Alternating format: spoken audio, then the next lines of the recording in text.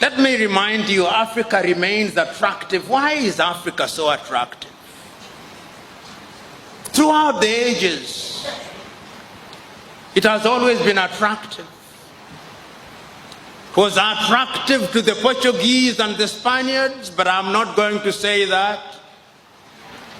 It was attractive to the Arabs, but I'm not going to say that. It was attractive to the Jews, but I will not say that.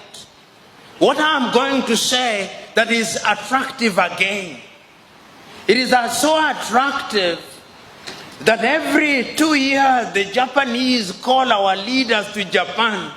That is how attractive Africa is. They call them to Japan in order to discuss how Japan is going to work with Africa for the benefit of Africa. I do not believe it.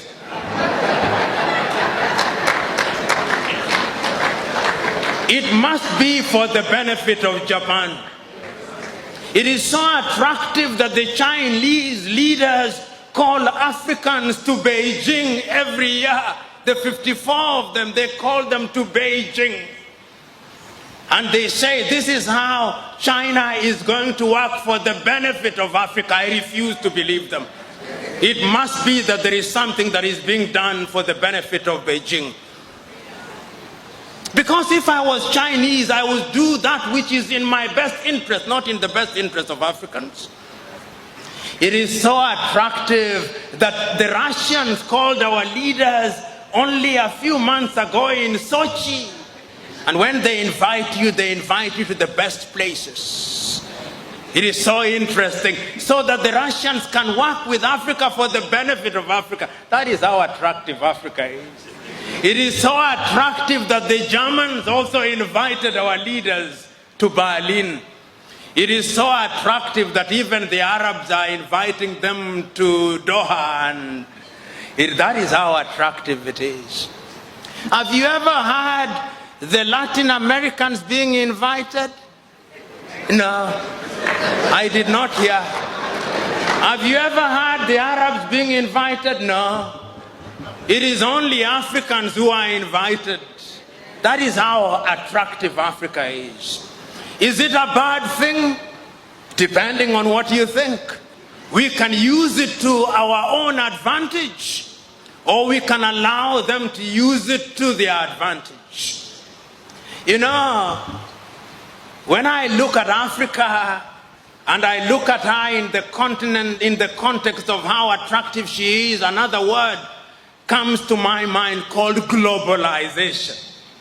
When we talk about globalization, you talk about globalization as if it were a new word. It is not. Africans were once globalized as a commodity in the slave market. We were sold everywhere in the world. That was globalization. That was globalization. Then we were globalized again through colonization. Then we were globalized again through neo-colonization. Now we are being globalized in the context of opening our markets. It is Mwalimu Julius Kambarage Nyerere who in one of his many enlightened moments said, when I hear the Europeans saying that we should open our markets in the name of globalization and they say that the rules are the same, I laugh, Mwalimu said. And he said, it is like a boxing match. The rules are the same. But you don't put a heavyweight boxer and a lightweight boxer and say the rules are the same. It is murder.